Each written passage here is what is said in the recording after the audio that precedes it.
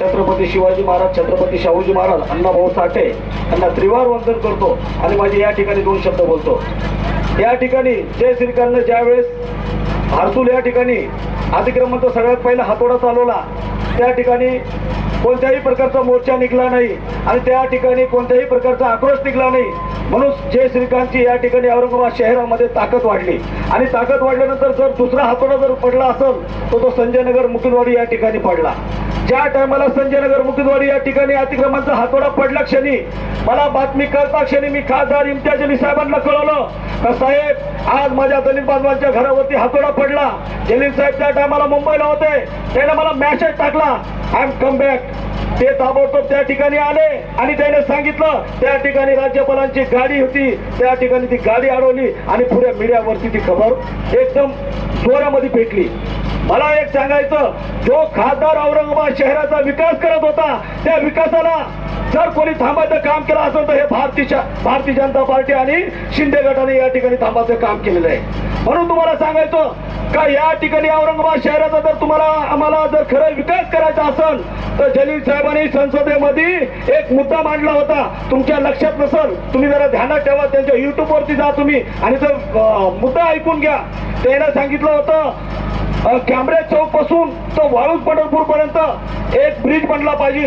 त्या ठिकाणी डॉक्टर भागवत कराड यांनी सगळ्यात पहिला त्यांना विरोध केला आणि विरोध करून सांगितलं की हा ब्रिज हा जलील साहेबांच्या नावानुसार हा ब्रिज तयार होईल, म्हणून त्या ठिकाणी त्यानं श्रेय घेण्यासाठी तो ब्रिज कॅन्सल केला। नाही तर तो ब्रिज जर बनला असता तर आमचे घर त्या ठिकाणी गेले नसते।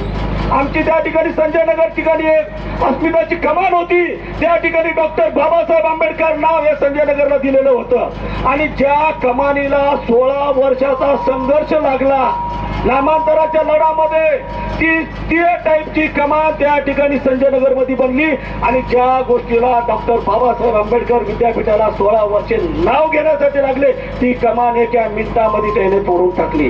त्या ठिकाणी एक माझा बांधव त्या ठिकाणी पळत गेला आणि त्या कमानीच्या ठिकाणी थांबायचं काम केलं। त्या ठिकाणी पोलीस प्रशासनाने त्याला 3ऱ्या हुकमापर्यंत बदाडलं। अरे बाबांनो, तुमची दादागिरी कुठपर्यंत सहन करायची, कुठपर्यंत सहन करायची, आतापर्यंत आम्ही सहन केली, इथून पुढे आम्ही ती दादागिरी सहन करून घेणार नाही।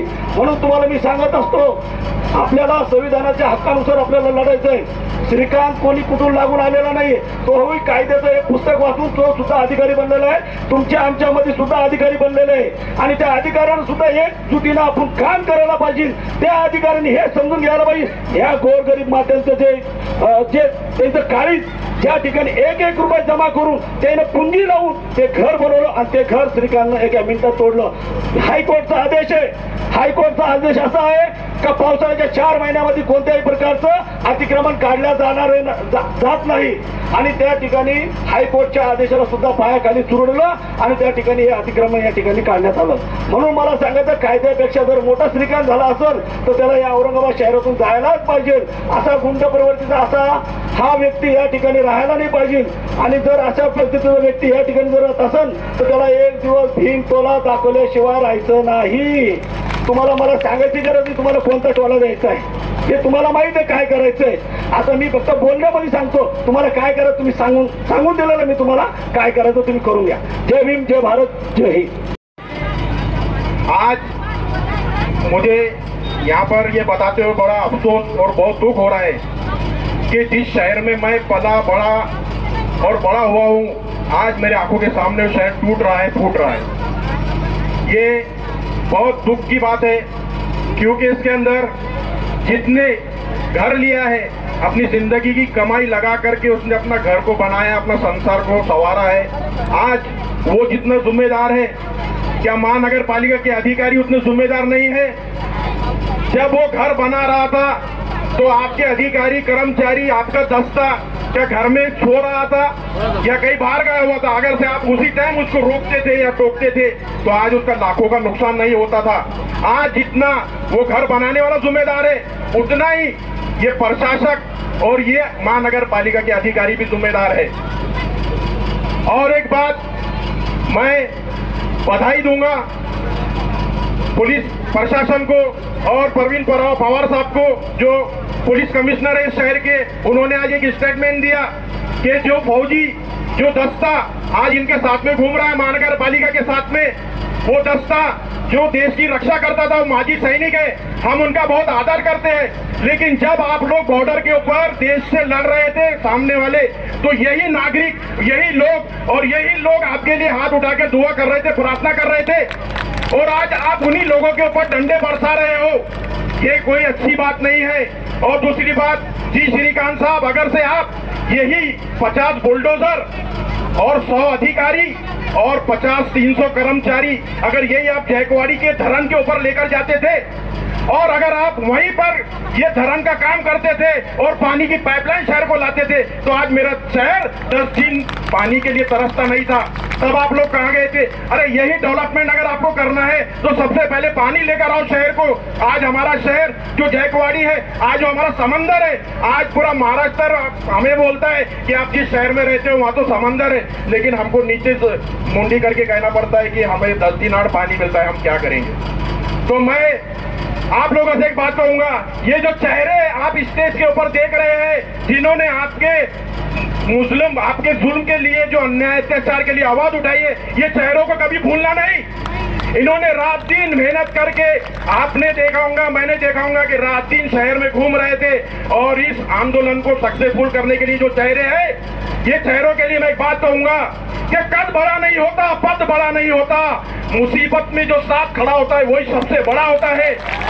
मैं इतना कह के, और आगे जितने भी ये लोग, ये नेता और ये जन आंदोलन की तैयारी करेंगे, जो भी जन आंदोलन करेंगे, उसके लिए गब्बर एक्शन कमेटी इनके साथ में पेश कांधे से कांधा लगा के खड़े रहेंगी। मैं इतनी बात कह के अपने 2 अलफाज खत्म करता हूँ। जय हिंद, जय भारत, अल्लाह हाफिज। अर्थानं डॉक्टर बाबासाहेब आंबेडकरांचे लेकरं आहोत।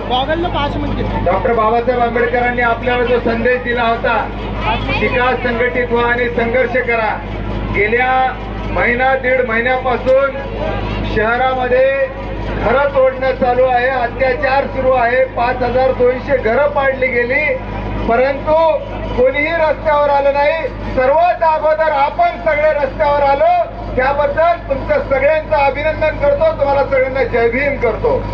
भावांनो आणि बहिणींनो, आपलं शहर हे ऐतिहासिक शहर आहे, 52 दरवाजांचं शहर आहे। या शहरामध्ये अनेक मंदिरं आहेत, मशिदी आहेत, विहार आहेत, जुने विहार आहेत, आणि असं असताना हा डीपी प्लॅन आणतो कसा, आणि हा डीपी प्लॅन आपल्या गरिबाच्या घरावरनं जातो कसा, हा खरा प्रश्न आहे। यांना श्रीमंताची हॉटेलं दिसत नाहीत आणि या गरिबांच्या झोपड्या दिसतात, आणि सर्वात अगोदर कुठे आलं तर मुकुंदवाडी, हर्सुल या ठिकाणी येऊन आपल्या गरिबाची घरं तोडण्याची हिंमत यांची झाली कशी, हा खरा प्रश्न आहे। आणि त्यामुळं हा जी श्रीकांत फक्त दिसायला आहे, याच्या पाठीमागे जे काही मस्तक आहे, त्या मस्तकाला आपल्याला मुकाबला करावा लागणार आहे। आणि त्यामुळं या पाठीमागे जे कोणी आहे त्यांना आज इशारा देऊ आपण इच्छितो की, कारण आज आम्ही रस्त्यावर उतरलेलो आहोत, हे स्वप्न दाखवतोय की सगळ्यांना घरं देऊ। अरे घरं 2022 पर्यंत देणार होतात, बेघर करायचा वादा नव्हता मोदीचा, आणि त्यामुळं ही आता सुरुवात आहे। एका मोर्चानं काही होणार नाही एवढं सांगून ठेवतो आपल्याला पुन्हा यावं लागेल। ते मुख्यमंत्री देवेंद्र फडणवीस म्हणाले मी पुन्हा येईल, आता आपल्याला म्हणावं लागेल की आम्ही पुन्हा येऊ। जोपर्यंत या जी श्रीकांतला इथून हाकलून देत नाही, तोपर्यंत आपण पुन्हा येऊ, तोपर्यंत डीपी प्लॅन रद्द होत नाही, तोपर्यंत पुन्हा येऊ, तोपर्यंत ज्यांची घरं पाडली त्यांची घरं परत बांधून देत नाही, तोपर्यंत पुन्हा येऊ। जय भीम। का मुआयना कर लीजिए कि आपको जो घर रोड में आ रहा है, अगर तोड़ना है, उसको निकालना है, तो उसके लिए उसका मुआवजा देना पड़ेगा, उसके पैसे देना पड़ेंगे। और श्रीकांत के खजाने में पैसे नहीं है, वो तोड़ के चले जाएगा। अब उसको 3 साल से ज्यादा हो गया है, वो तोड़ के चले जाएगा, हम कारपोरेशन में भीख मांगते फिरेंगे। लिहाजा मेरे साथियों, ये संघर्ष बड़ा संघर्ष है। किसी एक घर के करीब भी अगर बुलडोजर आया उस महल्ले के तमाम लोगों की, उस बस्ती के तमाम लोगों की जिम्मेदारी है कि वो घर के सामने खड़े हो जाए। अभी पुलिस कमिश्नर साहब ने भी आश्वासन दिया कि आपके पूरे मामला तय करो, पूरे पेपर्स तय करो, अवार्ड पास करो, उसके बाद में घर निकालो। ये पुलिस कमिश्नर साहब को भी गुमराह कर रहा है ये कमिश्नर म्युनिसिपैलिटी का, और उनको भी धोखे में रख के, उनको सामने रख के घर तोड़ रहा है।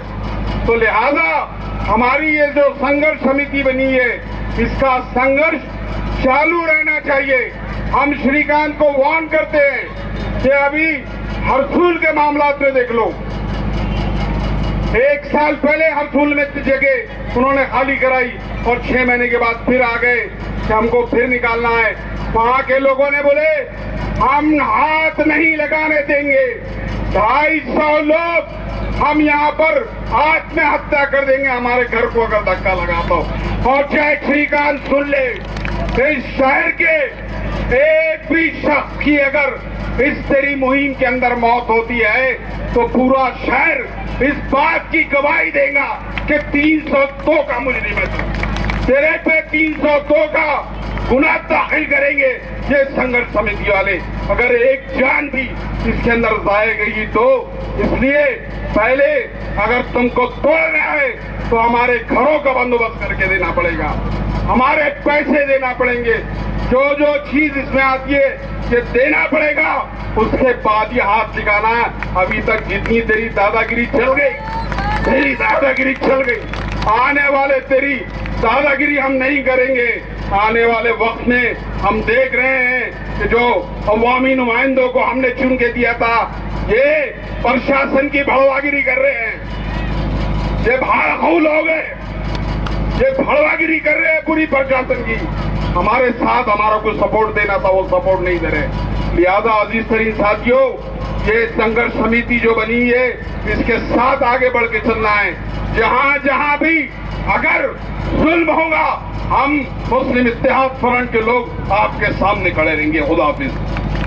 जिव्हाळ्याचा विषय असतो, घराच्या अडचणी काय असतात, घरासाठी किती तरसावं लागतं, किती रडावं लागतं, हे आमच्या कम्युनिटीला विचारा।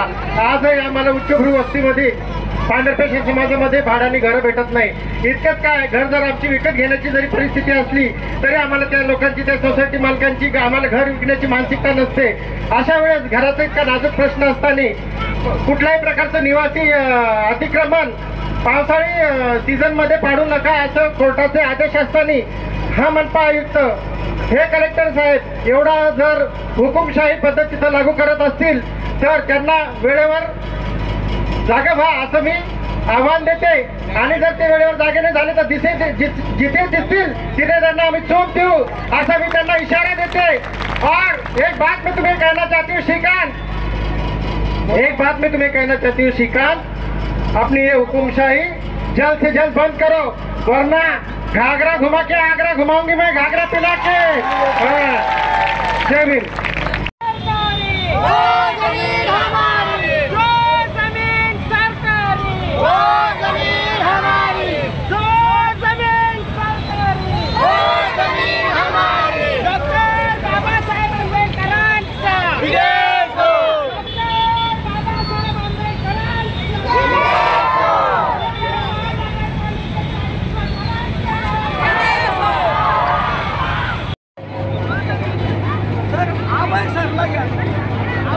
या ठिकाणी आलेल्या सर्वांचे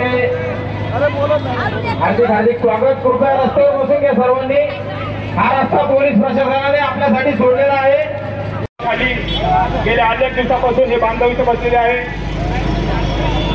थोडं थांबून घ्या आपल्याला। भैया डीजे पुढे घेऊन टाक, आपण खाली उतरून बघू। मित्रांनो, दीपक हो केदार, आपण साऊंड सिस्टम ठेवलेलं नाही, दीपक हो।